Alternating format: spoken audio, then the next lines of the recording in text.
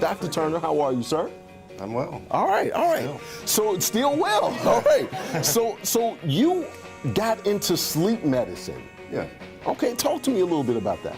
Well, I'm an internist as well, and I've been doing that for 15 years, and sleep medicine became its own specialty. So I thought, well, I wonder if they would take the old guy to go back to train, and so they did. It's really gratifying to help people in that regard.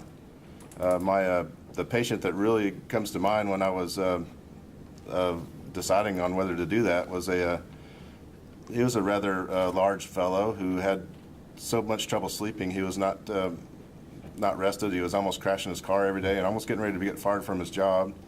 His kids, he wasn't getting to know them. He would come home from work and have he described a Cheeto-strained drill puddle on his easy chair because he was so sleepy. Right.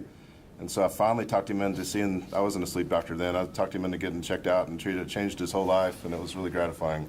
Okay. So more so than, blood pressure is very important, and that sort of, diabetes, those are very important diseases too, but they're not as gratifying because people don't really want to have another medicine added to them. They don't really feel bad sometimes and wondering why we're making therapeutic changes.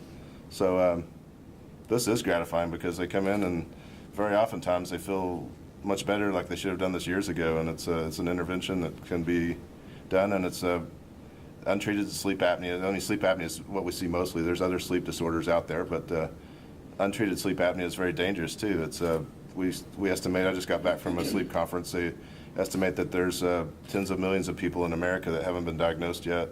Okay. And they're out there. Okay. So what are some of the symptoms if you have either sleep apnea or sleeping disorder?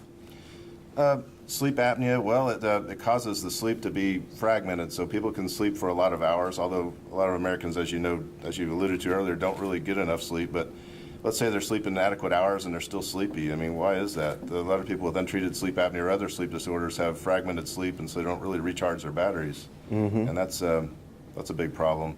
The not breathing is a problem too. I tell patients, it turns out not breathing is really bad for you. That could be your biggest problem if you're not right. Absolutely. Okay. And so we get them in, and I give them a sleep questionnaire, and part of it is seeing, try to put a numeric score on how sleepy they are, and that's a pretty good estimate of how sleepy people are.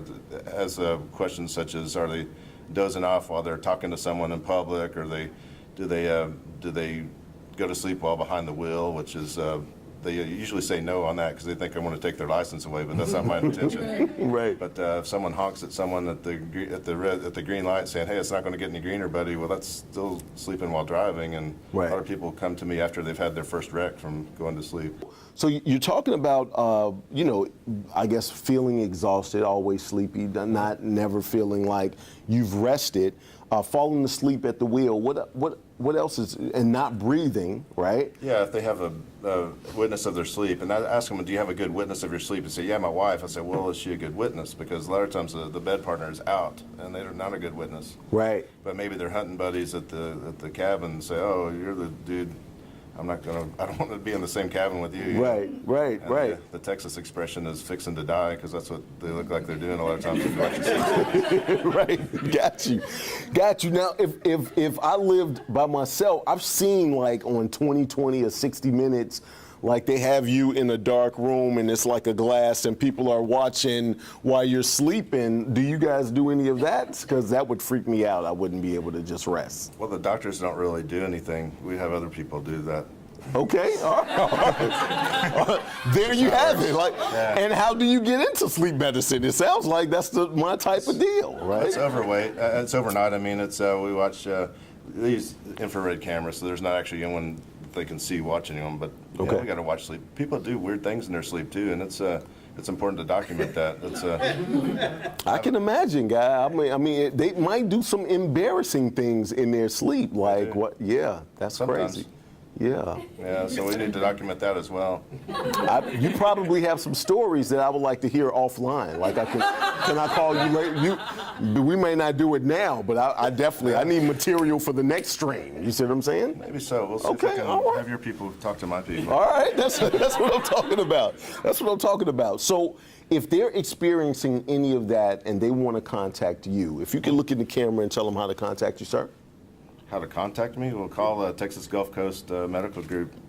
What is our number? 281-607. No, 604. 604 1300. I don't really call it. I just work there. Right.